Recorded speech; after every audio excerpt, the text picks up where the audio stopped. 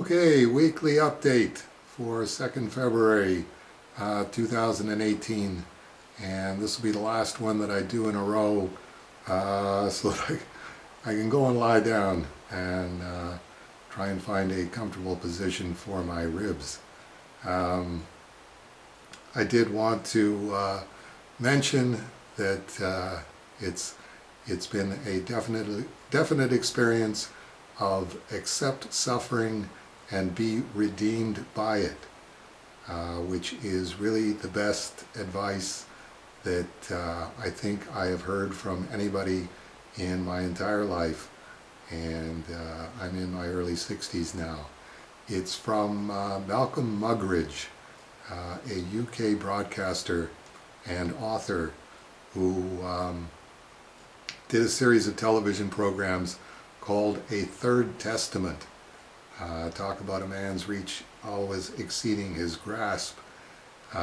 It was his meditations on religion and religious faith, and accept suffering and be redeemed by it was his distillation of what he saw as Dostoevsky's overall message of what the Christian discipline is all about.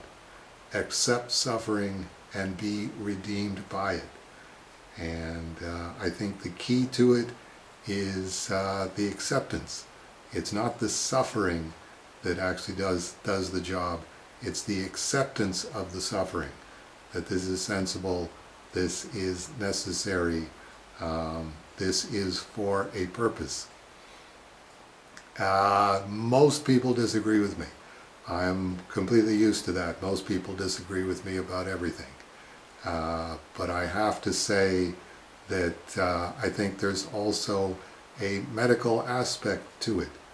That if you run for the hospital as soon as you're in any kind of distress, instead of just trying to get on with your life and doing what you do, usually just doing it more slowly than you otherwise would do, then you get into this really insensible cycle of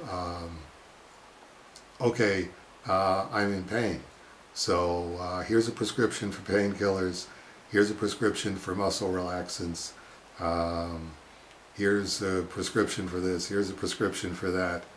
And pretty soon you're masking all of the pain and you go, oh, okay, I feel good now. So you just charge around doing whatever it is that you're doing at regular speed, and you erode your health, I think, at that point.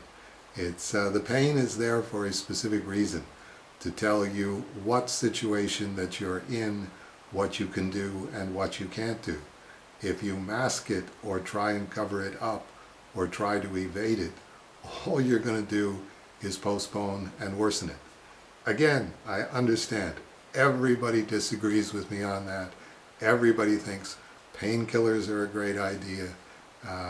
But if you're wondering where all these fentanyl junkies are coming from, most of those people started in a hospital with painkillers because they just couldn't contemplate or withstand any kind of pain at all in their own mind.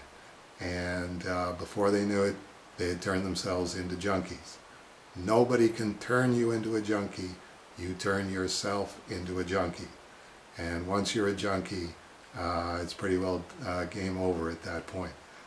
Again, I understand, yes, safe injection sites, and let's make it really easy for the junkie to get as much junk as he wants. That's not going to work. That's an interesting theory. I understand your compassion. I think you're nutty as a fruitcake. Okay, there you go. Probably the least popular weekly update that anybody has ever done or ever will do, but there you go. Welcome back, Dave Fisher, and I hope we'll see a bunch of you for the February 9th weekly update 2018 next week.